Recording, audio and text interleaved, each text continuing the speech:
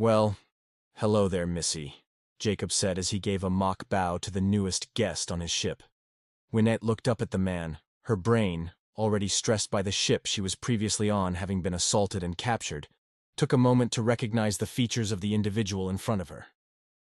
But you're human, she insisted, seemingly intending for that statement to have some meaning. Jacob let out a chuckle, though seemed a bit confused about what she had intended. Yes, I am. But you're a pirate, Winet again stated the obvious. Jacob nodded, the grin on his face having slightly faded as he sarcastically responded. Your skills of observation serve you well.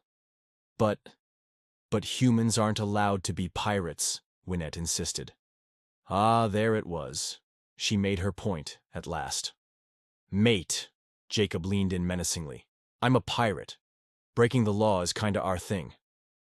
Winet considered that for a moment. That was true. Nonetheless, galactic law forbids humans from committing acts of piracy, she insisted. Also, I am not your mate. Chuckles came from the crew behind the captain, all of which Winet assumed were legally pirates. Jacob silenced them with a glare, though most didn't seem too bothered by his gaze, as they silently continued laughing.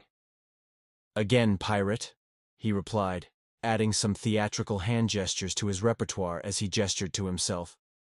And that oddly old-fashioned tricorn hat he was wearing. Actually, his whole outfit seemed antiquated. Was that actual animal hide he was wearing?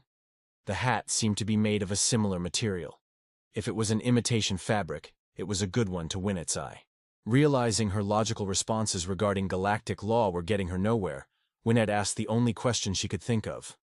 Why have you taken me captive? Well, Jacob leaned back, sticking his hands in the oversized pockets of his coat.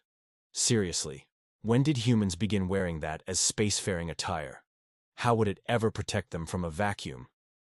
You see, you're apparently quite valuable to someone.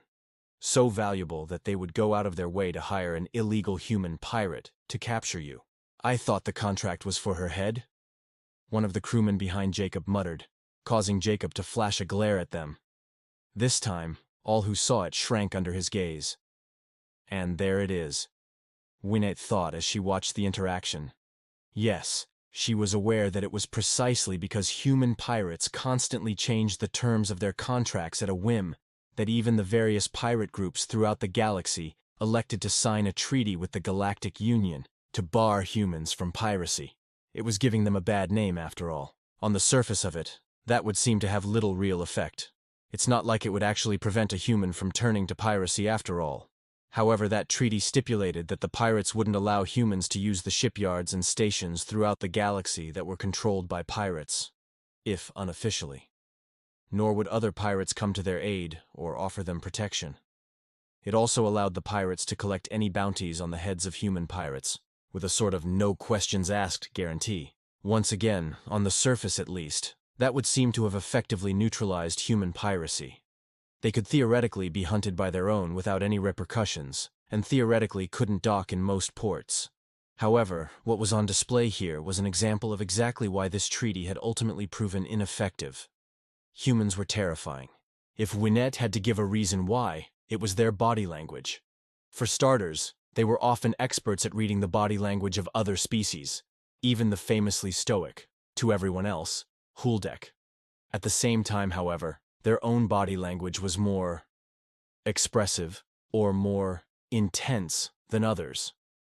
There was no way an individual couldn't know when a human was sad or angry, or, as was captured in the glare that the human pirate had given his crew, was filled with a murderous intent. It helped that they could back it up as well. Even if they were slain in the process, there was no chance anyone was walking away unscathed if a human fought. For that very reason, entire wars had ended before they even began, because of the look on the face of a human. So, I am to be killed? Winet tried to sound defiant, to stand up straight, as she understood was the human's language for defiance with their bodies, though she suddenly found herself feeling horribly short by comparison to this one. Jacob, however, shook his head, giving a look that seemed simultaneously exasperated and apologetic. No, No harm shall come to you, I swear. Yet the contract is for my head? Winet insisted, against better judgment if one was honest. However, as good as humans were at expressing their thoughts through body language, they had also proven to be exceptional liars.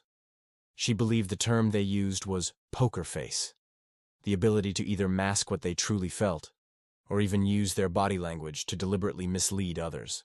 At the moment, being a highly expressive species that could also lie about those expressions certainly seemed like cheating to Winet. The cap's taken a shine to you. A sing-song voice came from behind the gathered group.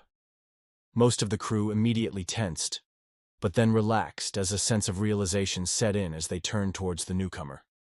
All save for the captain, who only tensed more. The individual who spoke had a vaguely avian body, though oddly their face wasn't too dissimilar from a human's. Apparently, when humans first encountered their people, they referred to them as harpies, a term that, when it got out, angered the speaker's people, after they learned the mythology behind the term, yet was simultaneously picked up by much of the galactic community as a slang for their species.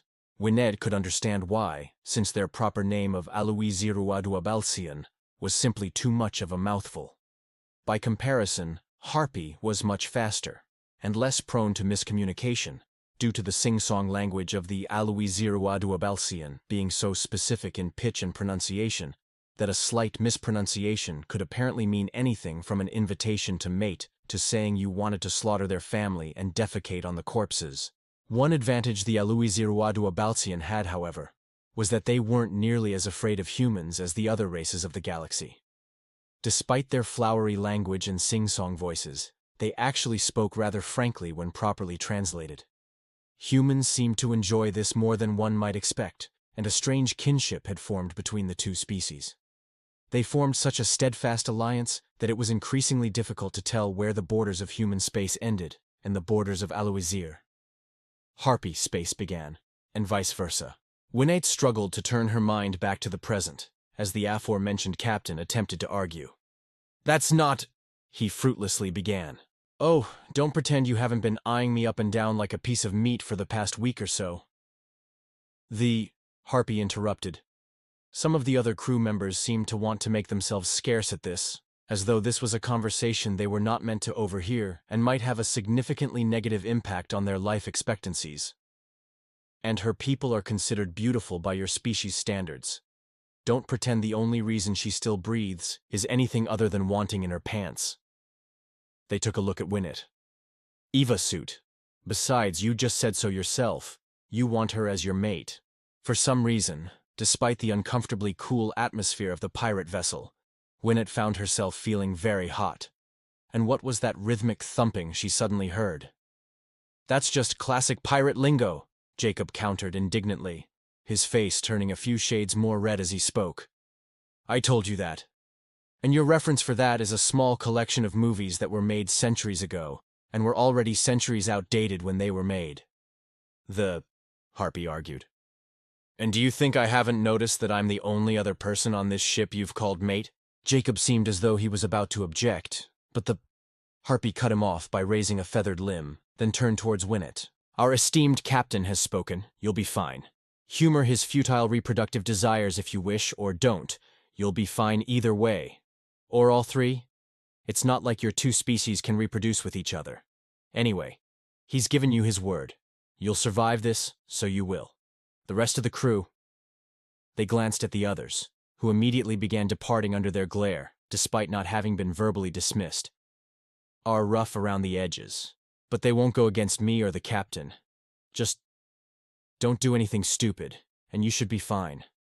By the way, Winet's brain wasn't even going to begin to try to remember that name at the best of times, least of all now. "If you need anything, just ask for me." Winet was stunned for a moment, but just as the Harpy seemed about to turn away, she spoke up. Might I go home?" Captain Jacob and the Harpy exchanged a long glance at each other out of the corner of their eyes. Winet wasn't an expert at reading body language, especially among these two species, but she could somehow read the accusatory look they gave one another. It was, "Shit, why didn't you tell her?"